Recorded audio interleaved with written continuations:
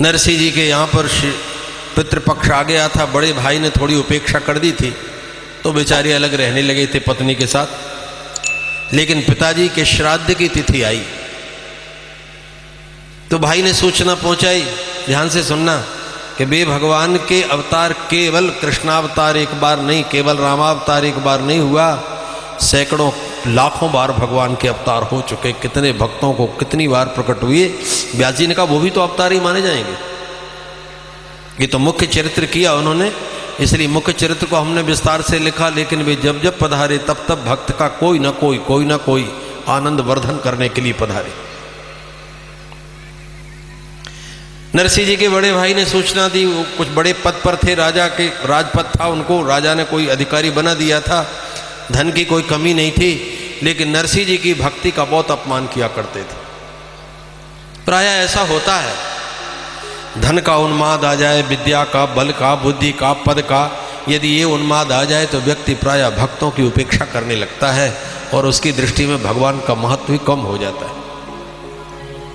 नरसिंह जी के पास सूचना पहुंचाई कि गया व्यक्ति का कह देना उस भिखमंगे से कि कल पिताजी का श्राद्ध है, घर में जल्दी आवे और बहू को लेता आवे, यहाँ भोजन सामग्री व्यवस्था ब्राह्मणों का सब होना है। 350 घर के ब्राह्मण थे जूनागढ़ में, एक ही समाज के ब्राह्मण, नागर ब्राह्मण थे।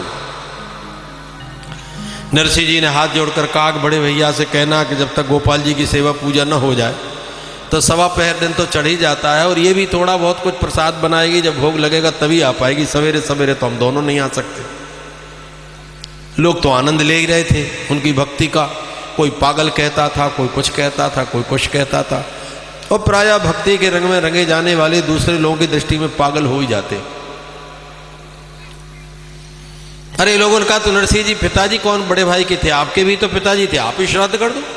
भोले बहुत थे, कहा ठीक है आप लोग ब्राह्मणों की आज्ञा है तो मैं ही कर दूंगा। और कहा ऐसा वैसा नहीं, 350 घर के ब्राह्मणों का पूरा चूल करके निमंत्रण कर दो। का कर दो, गोपाल जी जाने क्या होना है। 350 घर के ब्राह्मणों का चूल करके निमंत्रण कर दिया। कल्पना करो कोई 4-5 हजार व्यक्ति से कम का भोज नहीं था।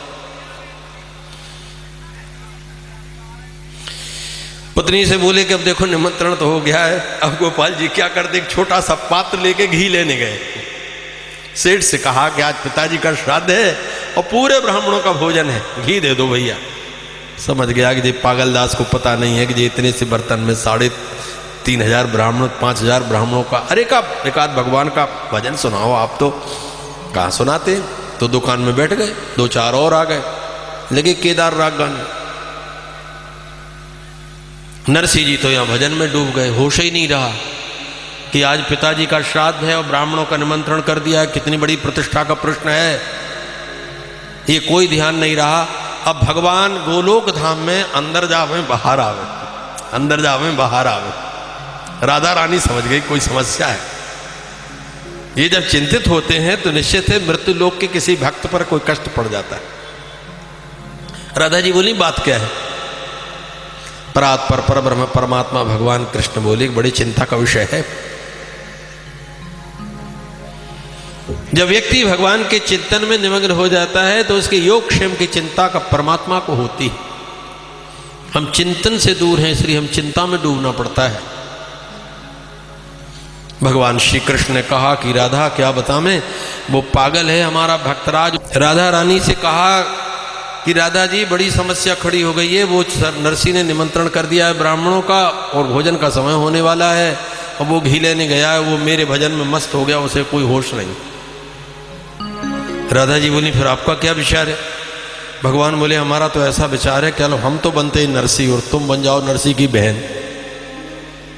और गाड़ी में सारा सामान लाद करके नरसिंह बन करके नरसिंह की बहन बना लिया, राधा जी को ले आए। अब वो पत्नी समझ रही कि नरसिंह जी सामान लेके आ गए, और इतना सारा सामान का तब ना लोगों का भोज होगा। अब बहन नहीं आई थी, बहन के रूप में राधा जी आई थी, लगे तुरंत भोजन बनाने। अब राधा रानी भोजन बनावे, फिर कोई देर हो, और 2-4 ब्राह्मण ब्राह्मणियाँ इकट्ठे हो गए थे, भोजन बनाया तत्काल। मध्याह्न का जैसे समय हुआ, पुरोहित जी को हाथ जोड़कर भगवान लाए, बैठ करके उनके पिता का श्राद्ध संपन्न करवाया, और सारे ब्राह्मणों के चरण धुलाकर बहुत अच्छे से भोजन प्रसाद कराया, दक्षिणा दी। अब नरसिंह जी के रूप में भगवान स्वयं बैठ गए भोजन करने। जैसे ही भोजन करने बैठे, भोजन से तृप्त हुए उठकर गए और नरसिंह जी की पत्नी उसी पत्तल में जिसमें नरसिंह जी भोजन करके गए थे, उसी में अब और सामान लेकर के वो भोजन करने बैठ गए।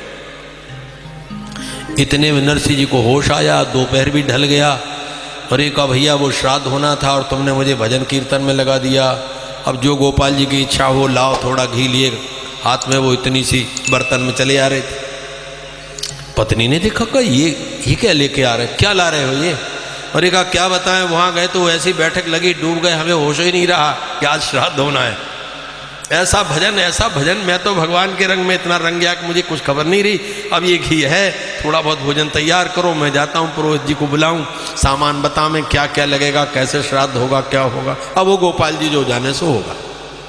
फिर भी उनके मन में कोई गिला नहीं, कोई चिंता, कोई पश्चाताप, कुछ नहीं था। अब जो वो कर रहे हैं सो होना है। पत्नी ने कहा नरसिंह जी से, कहा आप पागल हो गए क्या? 350 घर के ब्राह्मणों को चूल निमंत्रण करवा करके, रसोई बनवा करके, सारी बातें करके, अभी तो मैं बहन को विदा करके निवृत्त हुई हूँ और आप बहन को छोड़ने गए और वहाँ से जो बर्तन लेके आ रहे हो, आप पागल हो गए क्या? इसी पत्तल पर आपने भोजन किया जिस पर मैं भोजन करने बैठ रहा हूँ। जो इतना कहा, धम्म से गिर पड़े, झर झर झर झर आंख में आंसू की धारा बह। वाह देवी वाह! संसार के लोग पितरों को तृप्त करने के लिए श्राद्ध करते हैं। कितना भाग्यशाली हूं मैं, आज वेद मुक्ति के दाता परात्पर पर ब्रह्म परमात्मा स्वयं अपने हाथ से मेरे पिता को पिंड देकर तृप्त करके चले गए।